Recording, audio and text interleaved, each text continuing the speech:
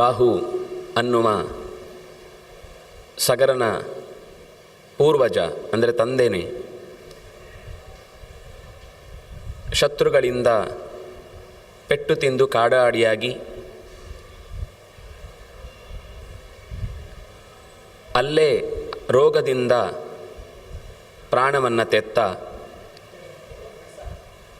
ಅದರಲ್ಲಿ ಇಬ್ಬರು ಹೆಂಡಂದಿರಲ್ಲಿ ಎರಡನೆಯವಳು ಗರ್ಭಿಣಿಯಾಗಿದ್ದವಳು.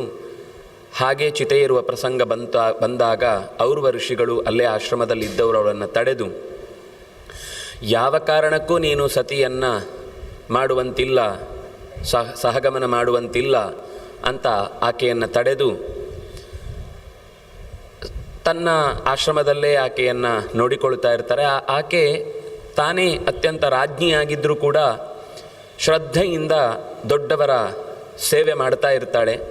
ದೊಡ್ಡವರ ಸೇವೆ ಅನ್ನೋದು ಎಂದಿಗೂ ವ್ಯರ್ಥ ಆಗಲ್ಲ ಅನ್ನೋದಕ್ಕೆ ನೂರಾರು ಥರದ ಕಥೆಗಳು ಇಲ್ಲಿ ಬರ್ತಾವೆ. ಆದರೆ ದೊಡ್ಡವರು ಯಾರು ಅಂತ ಗುರುತಿಸುವುದೇ ಬಹಳ ಕಷ್ಟ. ಬಿಟ್ಟರೆ ಹಾಗೊಂದು ಅವಕಾಶ ಸಿಕ್ಕಾಗ ಎಷ್ಟು ಸಾಧ್ಯವೋ ಅಷ್ಟು ನಾವು ನಮ್ಮನ್ನು ಆ ಕರ್ತವ್ಯದಲ್ಲಿ ತೊಡಗಿಸಿಕೊಂಡ್ರೆ ಅದರ ಒಳ್ಳೆಯ ಪರಿಣಾಮವನ್ನು ನಾವು ನೋಡಿಯೇ ನೋಡುತ್ತೇವೆ. ಬಹಳ ಬಾರಿ ಏನಾಗುತ್ತೆ ಅಂದರೆ, ತುಂಬ ದೊಡ್ಡವರ ಹತ್ತಿರದಲ್ಲಿ ಇದ್ದಾಗಲೂ ಅಥವಾ ಹತ್ತಿರ ಇರುವುದು ಅಂದರೆ ಅವರ ಪ್ರಭಾವಕ್ಕೆ ಒಳಗಾದವರು ಅವರ ಸೇವೆಯನ್ನು ಮಾಡದೆ ಕೇವಲ ದೂರದಿಂದ ಪ್ರಭಾವಿತರಾಗಿ ಇದ್ದವರು ಯಾವುದೋ ಒಂದು ಪ್ರಸಂಗದಲ್ಲಿ ಅವರ ತೇಜೋವಧೆ ಆದಾಗ ಅವರು ಕೂಡ ಮಾರ್ಪಾಡು ಆಗಿಬಿಡ್ತಾರೆ.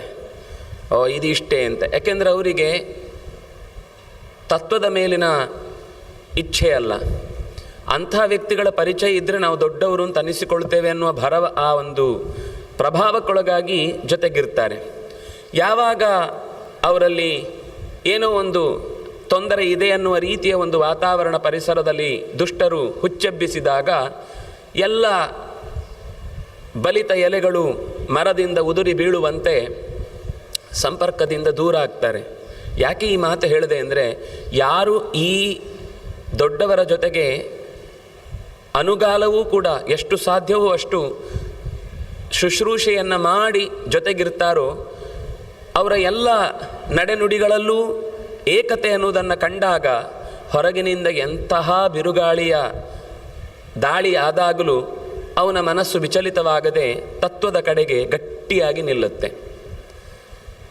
ಇಲ್ಲಿ ಈ ರೀತಿಯಾಗಿ ಗುರುಗಳ ಸೇವೆಯನ್ನು ನಿರಂತರ ಮಾಡಿದ್ರಿಂದ ಹಾಗೆ ಅವಳಿಗೆ ಎಂಥ ದೊಡ್ಡ ಆಪತ್ತು ಬಂದಾಗಲೂ, ತಾನೇ ಸಾಯಬೇಕು ಅಂತನ್ನುವಷ್ಟು ಅವಳಿಗೆ ವ್ಯಥೆ ಉಂಟಾದಾಗಲೂ ದೊಡ್ಡವರ ಅನುಗ್ರಹದಿಂದ ಬಚಾವಾದ್ಲು.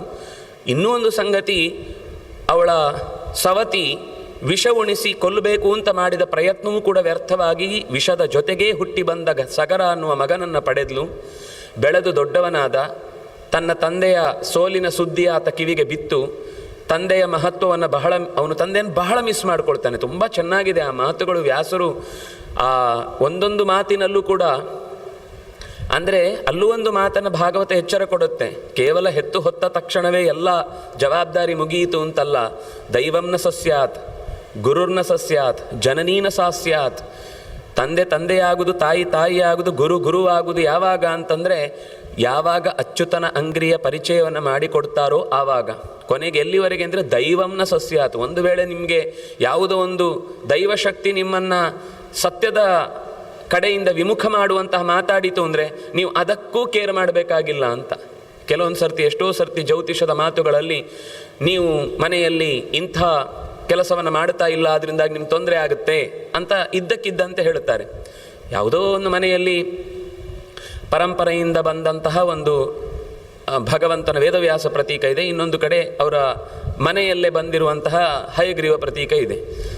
ಎರಡಕ್ಕೂ ಅವರು ಅಲ್ಲಿಗೆ ನೈವೇದ್ಯ ಆಗಬೇಕು, ಇಲ್ಲಿಗೆ ನೈವೇದ್ಯ ಮಾಡಬಾರ್ದು, ಅದೆರಡು ಬೇರೆ ಬೇರೆ ಅನ್ನುವ ರೀತಿಯಲ್ಲಿ ಸಾರಿ ಹಾಕಿ ಹೇಳಿಬಿಟ್ಟಿದ್ದಾರೆ. ಆ ಮನೆಯವರು ಪಾಪ ತಲೆಕೆಡಿಸಿಕೊಂಡು ಜೀವನ ಪೂರ್ತಿ ಇಷ್ಟೆಲ್ಲ ಯಾಕಂದರೆ ಮಠದ ಪರಂಪರೆಯಿಂದ ಬಂದದ್ದು, ಅದೆರಡರಲ್ಲೂ ಭೇದ ಇಲ್ಲ, ಅದು ಒಂದೇ ಅಂತ ಇಷ್ಟೆಲ್ಲ ಬಡ್ಕೊಳ್ಳುತ್ತೆ ಶಾಸ್ತ್ರ. ಅವರಿಗೆ ನೀವು ಶಾಲಗ್ರಾಮ ಇಟ್ಟು ಪೂಜೆ ಮಾಡಿದರೆ ದೇವರಿಗೆ ಸಿಗಲ್ಲ, ಅಥವಾ ಅಲ್ಲಿಯ ಪ್ರತೀಕಕ್ಕೆ ಸಿಗಲ್ಲ, ಇನ್ನೇನೂ ಆಗಲ್ಲ ಅಂತ ನೂರಾರು ಥರದ ಕರ್ಮ ವಿಪಾಕದಿಂದ ಖಂಡಿತ ಏನೋ ಕೆಲವೊಂದು ಸರ್ತಿ ತುಂಬ ಅನುಕೂಲಕರವಾದಂಥ ಮಾತುಗಳನ್ನು ಜ್ಯೋತಿಷ ಹೇಳುತ್ತೆ. ನಾನು ಜ್ಯೋತಿಷವನ್ನು ತಪ್ಪು ಅಂತ ಹೇಳ್ತಾ ಇಲ್ಲ. ಜ್ಯೋತಿಷದ ಅಧ್ಯಯನ ಅನ್ನೋದು ವೇದಾಂಗವಾಗಿ ಬಂದಾಗ, ವೇದದ ಅಂಗದಲ್ಲಿ ವೇದ ಅಂತ ಅನ್ನೋದನ್ನು ಅರ್ಥ ಮಾಡಿಕೊಂಡು ಅದು ಏನನ್ನೇ ಹೇಳುತ್ತೆ, ಸರ್ವ ಪ್ರಾಣ ಇತಿ ಪ್ರಾಣ ಋಚ ಇತ್ಯೇವ ವಿದ್ಯಾತ್, ಎಲ್ಲವೂ ಕೂಡ ಒಬ್ಬನನ್ನ ಅಪೂರ್ವವಾದಂತಹ ಗುಣಗಳೊಂದಿಗೆ ತುಂಬಿಕೊಂಡ ಕಡಲು ಅಂತ ಪರಿಚಯಿಸ್ತಾ ಇದೆ. ತಂವೈ ವಿಷ್ಣುಂ ಪರಮ ಮುದಾಹರಂತಿ ಅನ್ನುವ ಮಾತನ್ನು ಮನಸ್ಸಿನಲ್ಲಿ ಇಟ್ಟುಕೊಳ್ಳದೆ ಕೇವಲ ಅಲ್ಲಿಯ ಗಣಿತ, ಅಲ್ಲಿಯ ಫಲಭಾಗ, ಅಲ್ಲಿಯ ಲೆಕ್ಕಾಚಾರ, ಅಲ್ಲಿಯ ಅನುಭವ ಇಷ್ಟನ್ನೇ ಇಟ್ಟುಕೊಂಡು ಮಾತಾಡಿದಾಗಲೂ ತಾತ್ಕಾಲಿಕವಾದ ಪರಿಹಾರ ಕೆಲವೊಮ್ಮೆ ಕಾಣಬಹುದು. ಆದರೆ ಅದು ನಿಜವಾದ ಸಾಧನೆಯ ಮಾರ್ಗಕ್ಕೆ ಬೇಕಾದಂತಹ ಉತ್ತರವನ್ನು ಕೊಡುವಲ್ಲಿ ಸೋಲುತ್ತೆ ಅನ್ನೋದು ನಿಶ್ಚಿತ. ಹಾಗಾಗಿ ಗುರುಗಳ ವಿಶೇಷ ಸೇವೆ ಅಂತನ್ನುವುದು ಬಂದಾಗ ಅವನು ದೈವವನ್ನು ಪರಿಚಯಿಸ್ತಾನೆ ಅಂತಂದಾಗ ಅವನು ವಿಶಿಷ್ಟವಾದ ವ್ಯಕ್ತಿ ಅಂತಾಗ್ತಾನೆ. ದೈವಂನ ಸಸ್ಯಾತ್, ಒಂದು ವೇಳೆ ಭಗವಂತನನ್ನು ಪರಿಚಯಿಸದೆ ಹೋಯಿತು ಅಂದರೆ ಆ ದೈವವೂ ಮುಖ್ಯ ಅಲ್ಲ ಅಂತ. ಹುಡುಗನಿಗೆ ತಂದೆಯನ್ನು ಕಳ್ಕೊಂಡಿದ್ದೇನೆ, ತಾಯಿಯನ್ನು ಕಳ್ಕೊಂಡಿದ್ದೇನೆ ಅಂದರೆ ತಾಯಿ ಇದ್ದಾಳೆ ಅಂದರೆ ಅಧಿಕಾರ ಇಲ್ಲದೆ ಇದ್ದಾಗ ಯಾವುದನ್ನು ನಡೆಸಲಿಕ್ಕೆ ಆಗ್ತಾ ಇಲ್ಲ. ತಾಯಿಯನ್ನು ಕಳ್ಕೊಂಡಿದ್ದೇನೆ ಅಂದರೆ ತಾಯಿಗೆ ನಿಜವಾಗಿ ಯಾವ ಸ್ಥಾನದಲ್ಲಿ ಆಕೆ ಇರಬೇಕಿತ್ತೋ ರಾಜ್ಞಿಯಾಗಿ ಅದನ್ನಿಲ್ಲದೆ ಈ ರೀತಿ ಕಾಡಿನಲ್ಲಿ ಇರುವಂತಾಯ್ತಲ್ಲೋ ಅವರ ಮೇಲೆಲ್ಲ ನಾನು ಸೇಡು ತೀರಿಸ್ಕೊಳ್ಬೇಕು ಅಂತ ಹಠದಿಂದ. ನೋಡಿ, ಗೀತೆಯಲ್ಲಿ ಅವನು ಶಸ್ತ್ರಾಸ್ತ್ರ ತ್ಯಾಗ ಮಾಡಿದಾಗ ಹೋರಾಡು ಅಂತ ಕೃಷ್ಣ ಉಪದೇಶ ಮಾಡಿದ. ಇಲ್ಲಿ ಇವನು ಹೋರಾಡ್ತೇನೆ ಅಂತ ಹೇಳಿದಾಗ ವಸಿಷ್ಠರು ತಡೆದು ನಿಲ್ಲಿಸಿದ್ರು. ತುಂಬ ಚೆನ್ನಾಗಿ ಉಪದೇಶ ಮಾಡ್ತಾರೆ. ನೀನು ಏನು ಮಾಡ್ತಾ ಇದ್ದಿ? ಅವರೆಲ್ಲ ತಪ್ಪಿತಸ್ಥರು, ತಾವು ಮಾಡಿದ ಪಾಪದಿಂದಲೇ ಸ್ವತಃ ಸಾಯ್ತಾರೆ. ಅಷ್ಟರಲ್ಲಿ ಅವರು ಶರಣಾಗಿ ಬಂದದ್ದಕ್ಕೆ ಅವರಿಗೆ ಬೇರೆ ಶಿಕ್ಷೆಯನ್ನು ವಸಿಷ್ಠರು ವಿಧಾನ ಮಾಡಿದ್ರು. ಅದನ್ನು ಹೇಳಿ ನೀನೇನು ಮಾಡುವುದಿದ್ರು ಅವರ ಮಾನಸಿಕವಾದ ಬದಲಾವಣೆಯೇ ಪರಮ ಗುರಿಯಾಗಿದ್ದರೆ ನಿನಗೆ ಎಲ್ಲವೂ ಸಿದ್ಧ. ಯಾರು ತಿದ್ದಿಕೊಳ್ಳುವುದಕ್ಕೆ ಸಾಧ್ಯ ಇಲ್ಲೋ. ಈಗ ಕೃಷ್ಣನ ವ್ಯವಸ್ಥೆಯಲ್ಲಿ ಅವನು ಯಾಕೆ ಹಾಗಾದರೆ ಹೇಳಿದ ಹೋರಾಡು ಅಂತ? ಈ ಮಾತು ವಸಿಷ್ಠರು ಹೇಳುವಷ್ಟಕ್ಕೆ ಯೋಚನೆ ಮಾಡಿದರೆ ಕೃಷ್ಣ ಅದಕ್ಕಿಂತ ಚಿಕ್ಕವನಾಗ್ಬಿಟ್ನ ಅಂದರೆ ಖಂಡಿತ ಅಲ್ಲ. ಕೃಷ್ಣ ಇದನ್ನು ಟೆಸ್ಟ್ ಮಾಡಿದ್ದಾನೆ. ಸಂಧಾನ ಕಾಲದಲ್ಲಿ ಬಂದು ನೋಡಪ್ಪ, ಈ ಯುದ್ಧ ಅನ್ನೋದು ಯಾರಿಗೂ ಹಿತ ಅಲ್ಲ ಅಂತ ಇಷ್ಟು ಹೇಳಿದಾಗಲೂ ಅವನ ಮನಸ್ಸಿನಲ್ಲಿ ಸ್ವಲ್ಪವೂ ಕೂಡ ಅವರು 5 ಗ್ರಾಮವನ್ನು ಕೇಳಿದಾಗಲೂ ಬಿಟ್ಟು ಕೊಡುವ ಸಿದ್ಧತೆ ಇರಲಿಲ್ಲ. ವಿದುರ ಹೇಳ್ತಾನೆ, ಯಾಕೆ ಕೃಷ್ಣ ನೀನು ಬಂದಿ? ಬರಬಾರದಿತ್ತು ನೀನು. ಈ ದುರ್ಯೋಧನ ಯಾವ ಕಾರಣಕ್ಕೂ ನಿನ್ನ ಮಾತಿಗೆ ಒಪ್ಪಿಗೆಯನ್ನು ಕೊಟ್ಟು ಇದಕ್ಕೆ ಸಂಧಾನಕ್ಕೆ ಒಪ್ಪಿಕೊಳ್ಳುವವನಲ್ಲ. ಅದಕ್ಕೆ ಅವನು ಹೇಳ್ತಾನೆ, ನನಗೆ ಗೊತ್ತಿದೆ, ನಿನಗೆ ಗೊತ್ತಿದೆ, ಲೋಕಕ್ಕೆ ಗೊತ್ತಾಗಬೇಕಲ್ವ ಅವನು ಎಂಥ ಹುಟ್ಟುಗುಣ ಗಟ್ಟ ಹತ್ತಿದ್ರೂ ಬಿಟ್ಟು ಹೋಗುವುದಿಲ್ಲ ಅನ್ನುವ ಮಾತು ಲೋಕದಲ್ಲಿ ಮಾತಾಡ್ತಾರೆ. ಅದು ದುರ್ಯೋಧನನಿಗೆ ಕೊನೆಗೆ ಹೇಳುವಾಗ ಕೃಷ್ಣ ಒಂದು ಟ್ರೈ ಮಾಡಿದರೆ ಆಗ್ತಿತ್ತು, ಅವನೇನೂ ಪ್ರಯತ್ನವೇ ಮಾಡಲಿಲ್ಲ, ಅವನಿಗೂ ಯುದ್ಧವೇ ಬೇಕಿತ್ತು ಅಂತ ಆಕ್ಷೇಪ ಲೋಕದಲ್ಲಿ ಜನರಿಗೆ ಸಂದೇಹ ಉಳಿಬಾರದು.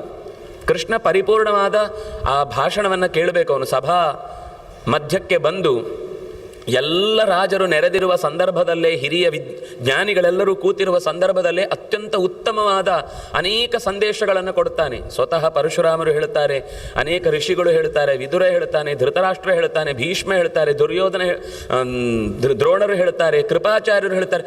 ಇಷ್ಟು ಜನ ಹೇಳಿದಾಗಲೂ ಬೊರ್ಗಲ್ಲ ಮೇಲೆ ನೀರು ಸುರಿದಂತೆ ಅಂತನ್ನುವ ಹಾಗೆ ಅದು ತಲೆಯೊಳಗೆ ಇಳಿಯದೆ ಗಟ್ಟಿ ಹೃದಯದ ಕಲ್ಲಿನ ಹೃದಯದ ಆತ ಯುದ್ಧಕ್ಕೆ ಕೈ ಹಾಕ್ತಾನೆ. ಆಮೇಲೆ ಅರ್ಜುನ ಕೈ ಚೆಲ್ಲಿದಾಗ ಯುದ್ಧಕ್ಕಾಗಿ ಪ್ರಚೋದಿಸಿದ್ದು. ಆದರೆ ಇಲ್ಲಿ ಹಾಗೆ ಹೇಳಿದವರು ಮುಂದೆ ಅಲ್ಲಿ ಹೇಳುವ ಮಾತು ಬಹಳ ಚೆನ್ನಾಗಿದೆ. ಭೂಮೀಶಂತವ ಸರ್ವೇ ಕರ್ಮಪಾಶೇನ ಯಂತ್ರಿತಾ ತಥಾಪಿ ಪಾಪೈರ್ನಿಹತಾ ಕಿಮರ್ಥಂ ಹಂಸಿತನ್ ಪುನಃ. ಈಗಾಗಲೇ ಪಾಪದಿಂದಲೇ ಸುಟ್ಟು ಹೋಗಿರುವವರನ್ನು ಮತ್ತೆ ನೀನು ಈಟಿಯಿಂದ ಅವರನ್ನು ಚುಚ್ಚಿ ಕೊಲ್ಲುವುದರಲ್ಲಿ ಏನು ಅರ್ಥ ಇದೆ? ಯಾಕೆಂದರೆ ಉಪೇಕ್ಷೇತ ಸಮರ್ಥ ಸನ್, ಅವನ ವಾದ ಏನು ಅಂದರೆ ಧರ್ಮಸ್ಯ ಪರಿಪಂಥಿನಃ ಸಯೇವ ಸರ್ವನಾಶಾಯ ಹೇತುಭೂತೋ ನ ಸಂಶಯ. ನಾವು ಸಮರ್ಥರಾಗಿದ್ದಾಗಲೂ ಹೋರಾಡಬೇಕಾದದ್ದು ಕರ್ತವ್ಯ ಅಲ್ವಾ ಅಂತ ಹೇಳಿದಾಗ ಅದಕ್ಕೆ ಅವರು ಹೇಳ್ತಾರೆ, ನೀನು ಸಮರ್ಥನಾಗಿದ್ದರೂ ಕೂಡ ಯಾವಾಗ ಧರ್ಮಕ್ಕೆ ಅವನು ವಿರುದ್ಧವಾಗಿ ನಡ್ಕೊಂಡು ಇದೇ ಎಲ್ಲ ಸರಿಯಾದ ದಾರಿ ಅಂತ ಭಾವಿಸ್ತಾನೋ ಅವನು ಸಯೇವ ಸರ್ವನಾಶಾಯ, ಅವನು ಅಧರ್ಮದಲ್ಲಿ ಹೆಜ್ಜೆ ಇಟ್ಟು ಸಾಕ್ತಾ ಇರುವುದೇ ಅವನ ಸರ್ವನಾಶಕ್ಕೆ ಕಾರಣವಾಗುತ್ತೆ. ನ ಸಂಶಯ, ಇದರಲ್ಲಿ ನೀನು ಸಂಶಯ ಪಡಬೇಕಾಗಿಲ್ಲ. ಮತ್ತೆ ಪಾಪ ಮೂಲ ವಪುರುಹಂತು ಕಾ ಕೀರ್ತಿಸ್ತವ ಬಾಹುಜ. ಪಾಪದಿಂದಾಗಿ ಹುಟ್ಟಿದ ಈ ಶರೀರವನ್ನು ನೀನು ಪ್ರತ್ಯೇಕ ಮತ್ತೊಮ್ಮೆ ಅದನ್ನು ಕೊಂದು ನೀನು ಕೊಂದೆ ಅಂತನ್ನುವ ಕೆಟ್ಟ ಕೀರ್ತಿಗೆ ಯಾಕೆ ಪಾಲಾಗ್ತಿ? ಬೇಡ. ಅವರು ಈಗಾಗಲೇ ತಮ್ಮ ತೇಜಸ್ಸನ್ನು ವರ್ಚಸ್ಸನ್ನು ಕಳ್ಕೊಂಡಾಗಿದೆ. ಯಾಕೆಂದರೆ ಜನರಿಗೆ ಅರ್ಥ ಆಗಿಬಿಟ್ಟಿದೆ ಅವರು ಯಾವ ರೀತಿಯಿಂದಲೂ ಕೂಡ ನಮಗೆ ಹಿತಕರರು ಅಲ್ಲ ಅಂತ. ಆ ಸಂದರ್ಭದಲ್ಲಿ ನೀನು ಅದರ ಮೇಲೆ ಮತ್ತೆ ದಾಳಿ ಮಾಡಿದರೆ ಆಗ ನೋಡಿ ದಮನಿತರನ್ನು ಮತ್ತೆ ನೀವು ಬಗ್ಗಿಸಿದ್ದೀರಿ, ಹೊಡೆದಿದ್ದೀರಿ ಅಂತ ಅವರು ಮತ್ತೆ ಕೂಗೆಬ್ಬಿಸ್ತಾರೆ. ಆವಾಗ ಆ ಸಂದರ್ಭದಲ್ಲಿ ಜನಗಳಿಗೆ ಇವರಿಗಿಂತ ಅವನು, ಯಾಕೆಂದ್ರೆ ಮತ್ತೆ ಇವನು ಬಾಹುವಿನ ಮಗ ಇನ್ನೇನು ಮಾಡ್ತಾನೋ ಅನ್ನುವ ಥರದ ನಿನ್ನ ಬಗ್ಗೆನೇ ಆಕ್ಷೇಪ. ತುಂಬ ಒಳ್ಳೆಯ ರಾಜಕೀಯ ಚಿತ್ರಣವನ್ನು ಇದು ಕೊಡುತ್ತೆ. ಹೀಗೆ ಉಪದೇಶ ಮಾಡಿದ ನಂತರ ಅವನು ಸರಿ ಹಾಗಾದರೆ ಏನು ಮಾಡಬೇಕು, ಕೊನೆಗೆ ಅವನು ತಾಳ್ಮೆಯಿಂದ ಗುರುಗಳ ಮಾತಿಗೆ ಎಲ್ಲ ಒಪ್ಪಿಕೊಳ್ತಾನೆ. ಆಯಿತು, ನೀವು ಹೇಳಿದಂತೆ ನಾನು ಮಾಡ್ತೇನೆ ಅಂತ ಒಪ್ಪಿಕೊಂಡ ಬಳಿಕ ಅವನಿಗೆ ಭಾರ್ಯಾದ್ವಯಂ, 2 ಹೆಣ್ಣು ಮಕ್ಕಳು ಅವನ ಜೊತೆಗೆ ಭಾಳ ಸಂಗಾತಿಯಾಗಿ ಕಾಲಿಡ್ತಾರೆ. ಒಬ್ಬಳು ಕೇಶಿನಿ, ಇನ್ನೊಬ್ಬಳು ಸುಮತಿ ಅಂತ. ಅವರವರ ವಿಶೇಷವಾದ ಅನುಗ್ರಹದಿಂದ ಅವರು ಹೇಳ್ತಾರೆ, ತಮ್ಮ ಅನುಗ್ರಹ ಶಕ್ತಿಯಿಂದ ಅಭಿಮಂತ್ರಿತವಾದಂತಹ ಪದಾರ್ಥವನ್ನು, ಫಲವನ್ನು ಕೊಟ್ಟು ಒಬ್ಬರಿಗೆ 1 ಮಗುವಾಗುತ್ತೆ, ಇನ್ನೊಬ್ಬರಿಗೆ 60,000 ಮಕ್ಕಳಾಗುತ್ತೆ. ಯಾರಿಗೆ ಯಾವುದು ಬೇಕೋ ಅದನ್ನು ತೆಗೆದುಕೊಳ್ಳಿ. ಅದರಲ್ಲೂ ಸಂಗತಿ ಇದೆ, ಒಬ್ಬ ವಂಶ ಉಳಿಸುವವನಾಗ್ತಾನೆ, ಒಬ್ಬನೇ ವ್ಯಕ್ತಿ ಆದವನು. ಇನ್ನೊಬ್ಬ ಅತ್ಯಂತ ಬಲಿಷ್ಠನಾಗಿ ಜಗತ್ತಿನ ಎಲ್ಲ ಕಡೆಗೆ ಓಡಾಡುವಂತಹ ಮಕ್ಕಳಾಗ್ತಾರೆ ಅಂತ.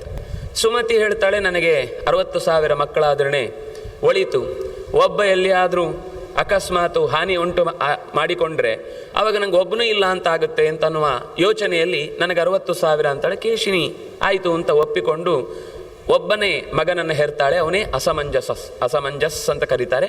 ಅಸಮಂಜಸ ಅಂತ ನಾವು ಕನ್ನಡದಲ್ಲಿ ಹೇಳ್ಬೋದು. ಹೆಸರು ನೋಡಿ ವಿಚಿತ್ರವಾಗಿದೆ, ಅಸಮಂಜಸ ಅಂತ. ಅದಕ್ಕೆ ಸರಿಯಾಗಿ ಅವನ ಚರ್ಯೆಯೂ ಕೂಡ ಹಾಗೆ ಇತ್ತು. ಅಸಮಂಜಾಸ್ತು ಕರ್ಮಾಣಿ ಚಕಾರೋನ್ಮತ್ತ ಚೇಷ್ಟಿತ. ಉನ್ಮತ್ತನಂತೆ ನೋಡಿ, ಅಲ್ಲಿ ಉನ್ಮತ್ತ ಚೇಷ್ಟಿತ, ಉನ್ಮತ್ತನಂತೆ ಚೇಷ್ಟೆಯನ್ನು ಮಾಡ್ತಾ ಇದ್ದ.